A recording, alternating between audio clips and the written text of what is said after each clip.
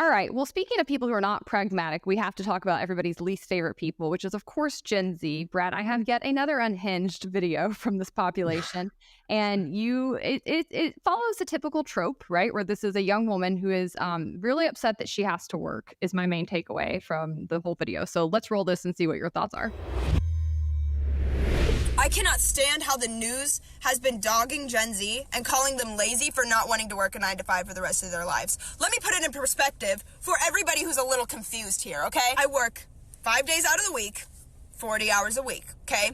I do not make enough to live on my own. I would not make enough to pay rent, water, electric, and eat.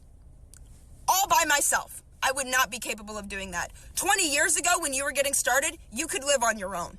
20 years ago, when you first started, you were able to do everything that I am now struggling to do. Let me add another perspective here. You've been working for 20 years. You have 20 years of working experience behind your belt. You have 20 years of experience in a career that has allowed you to gain raises, to get more money, to profit you in an economy that you created. You can sit here and you can call Gen Z lazy all you want, but I've been working my tail end off just to barely make it by. And respectfully, I don't want to do that for the rest of my life. I don't want to work my tail end off, wasting all of my life working just to barely be able to pay my bills. And that is what you created, not Gen Z. We're just here getting started. You've been doing it for the last 20 years. You tell me how it got ruined. We can sit here and we can call Gen Z lazy all you want, but you let the economy turn into what it did. You let it all run to hell. And now it's Gen Z's fault because we don't want to work to fix your mistakes. So maybe I'm not as anti this girl as you are. I mean, I think part of her video is terrible, but the part where she's venting about how they can't afford anything, right? And they can't afford to live, working 40 hours, minimum wage job. You can see she has her Walmart vest on. I genuinely have sympathy for her for that, because it is objectively true that college is way more expensive than it used to be, that housing prices are out of control, that wages haven't kept up with inflation over the last couple of years. And yet, that is because of the progressive policies that people like this tend to support, right? The excessive regulation, the massive government, the huge taxation and spending, the money printing, MMT, all of this is a big factor behind those increased costs. But I do have sympathy for her that everything's too expensive and that she can't get ahead. Where I lose 100% of my sympathy is when she says, we're not lazy because we don't want to work full time. Well, actually, you kind of are, though, babe. Like, because if you want to have everything you need in life without working full time, you're essentially saying you want to leech off of others who are going to have to work extra time then. Because there is no magical horn of plenty through which we can all just have everything we need with no one needing to work. So it's like, that is a lazy sentiment. Like, I'm sorry, it is. I mean, you also don't have to work a 9-to-5. There's other options. And how did you get where you are today? Where you will get in the future are very much still within your control, right? So you might be working at Walmart now, but a lot of people were working at Walmart when they were 20, went on and by 30 or 40 were very successful. And so I still, the other thing, just the last piece, is I also think this person is echoing a false nostalgia. So I saw in the comments a ton of people saying, nope, I'm 40, 20 years ago, I was sharing an apartment with 3 people when I started working. We were I think things have gotten more expensive in some ways, but also wages have increased a lot. Now, that is before inflation. But I'm saying, I think that there is a false nostalgia here of how you could afford everything on one income back in the day when your parents were. Actually, a lot of parents that I've talked to, a lot of middle-aged people, and I'm sure they'll fill the comment section of this video, remember sharing an apartment, not being able to afford their own apartment when they had their first job.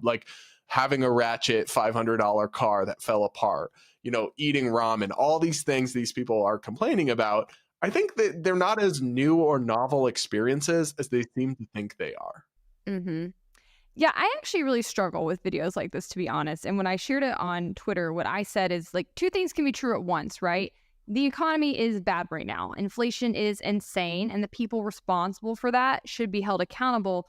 And also the people like this young woman who are complaining about it need to learn to put two and two together. Like the policies that you support, the things that you think you like, I'm betting just based on your generation, those are the things that are making you poor.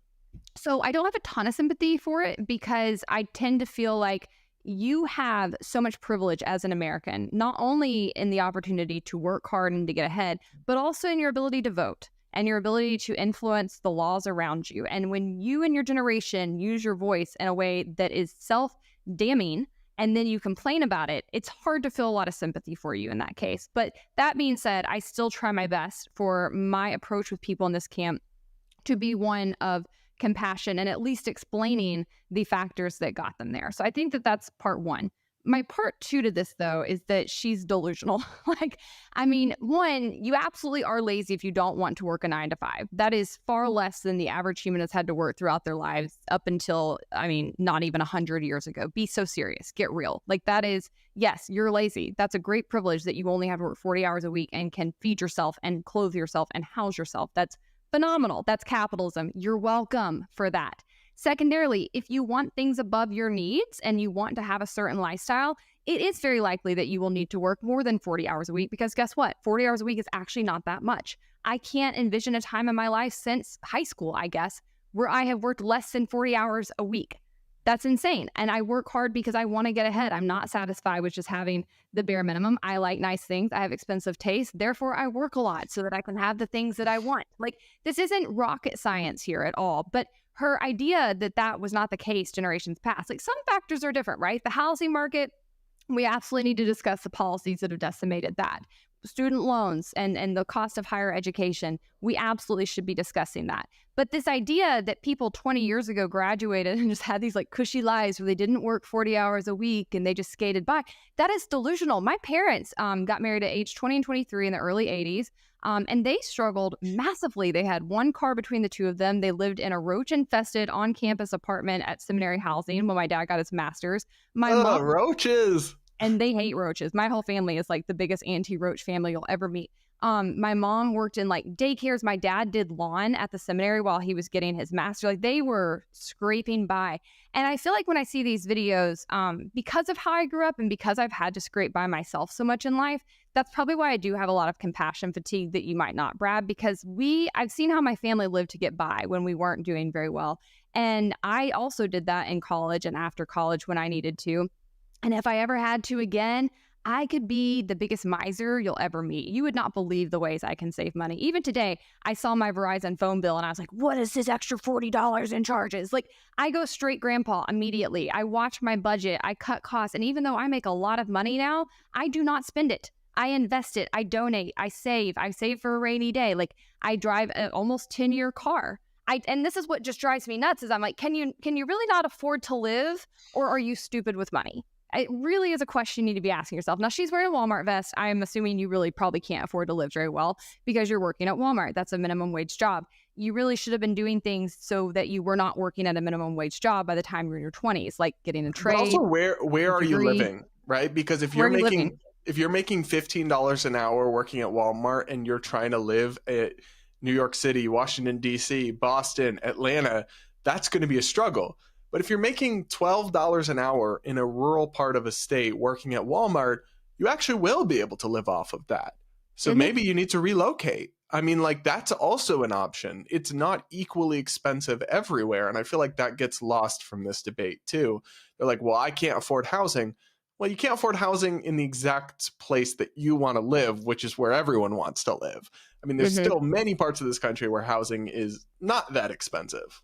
Yeah, and you can't afford it working a minimum wage job, which was never intended to be a career or a full-time job. So you need to be doing things to improve yourself and move up. And what drives me even crazier is companies like Walmart and McDonald's and many Starbucks, many of these places that actually are like hourly wage employers have all kinds of programs to help you advance. They'll help pay for your college. They'll often move you up internally to management positions. You can start working for corporate. If you're smart and you work hard, even if you're in a minimum wage job, if you have that kind of hustle, you can move up. My dad was managing McDonald's by the time he was like a senior in high school, and I'm pretty sure they paid for part of his college. Like, so again, you're right. I don't have that much sympathy. Like, My sympathy runs out after I explain to you the policies that you're supporting that are causing this for you. And then past that, I think you have an attitude problem and you don't know history and you want basically something that has never existed.